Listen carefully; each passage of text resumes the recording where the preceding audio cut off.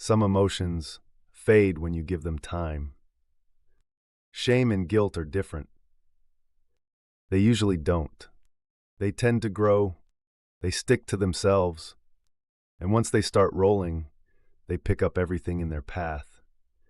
That's a hard thing to hear because most of us are told that if we just sit with these feelings long enough, they'll work themselves out. That time heals, that reflection heals, that discipline heals. But shame and guilt don't work like that. They don't dissolve on their own. They compound, and if no one ever explains that to you, you can spend months, sometimes years, thinking the problem is you, your weakness, your lack of discipline, your lack of faith, your lack of gratitude, your lack of drive, when what's actually happening is something structural. I'm saying this because misunderstanding shame and guilt is one of the fastest ways people get trapped inside them. Here's the part most people don't realize. Guilt and shame almost never show up alone. They're different, but they're closely related. Guilt is usually about an action or a failure to act. Something you did, something you didn't do, something you believe you should have done differently. Shame is different. A person can feel guilt for not meeting an expectation and slowly collapse inward until the question stops being, "What did I do wrong?" and becomes, "What's wrong with me?" But a person can also feel shame first. Shame about their body, their desires, their orientation, their limits, their perceived usefulness, and then feel guilty for having that shame at all. Once both are present, they don't cancel each other out. They lock together. Guilt keeps pointing inward. Shame keeps personalizing the weight. And that pairing is where things get heavy. This is why people describe shame and guilt as heavy instead of sharp. They're not explosive emotions, they're compressive ones. They press inward, they slow everything down. And here's where it gets even more important to understand what's happening. Once shame and guilt reach a certain density, they stop being just feelings you have. They become filters. They change how you experience everything else. Neutral information starts to feel accusatory. Silence starts to feel like rejection. Rest starts to feel like failure. Uncertainty starts to feel like threat. Nothing new has actually happened yet. But everything feels different. That's not because the world suddenly changed. It's because the lens did. This is the part people don't get told. Shame and guilt don't just hurt. They distort. They bend perception. And once that happens, the system starts feeding itself. New experiences come in already colored by shame. Those experiences feel heavier than they should. That extra weight gets added to the pile. And the spiral keeps going. That's why shame and guilt feel sticky. That's why they're hard to think your way out of. That's why advice like just stop beating yourself up almost never works. You're not dealing with one bad thought. You're dealing with a system under load. Now here's where I want to say something that might be uncomfortable, but it matters.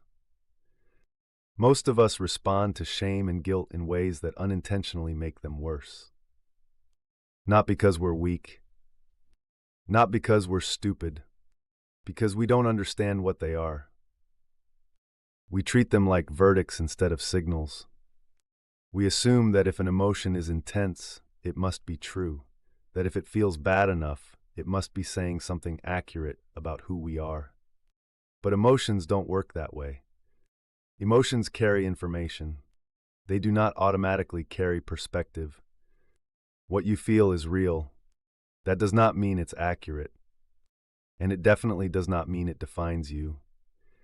There are multiple forces at play inside a human being at any given moment. Your body is reacting.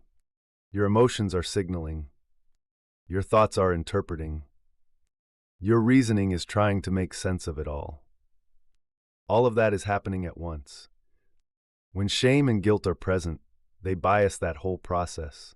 They tilt the field before anything else even has a chance to be processed. So the information coming in gets filtered through density. And dense emotion magnifies everything. A small mistake feels catastrophic. A neutral comment feels loaded. A pause feels like judgment. That's not because you're fragile.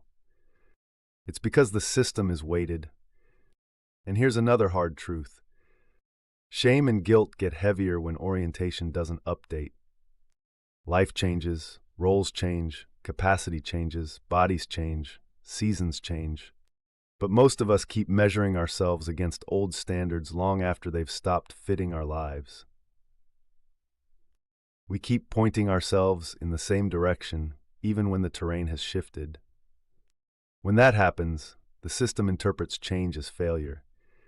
And failure that doesn't make sense turns into guilt. And guilt without resolution deepens into shame.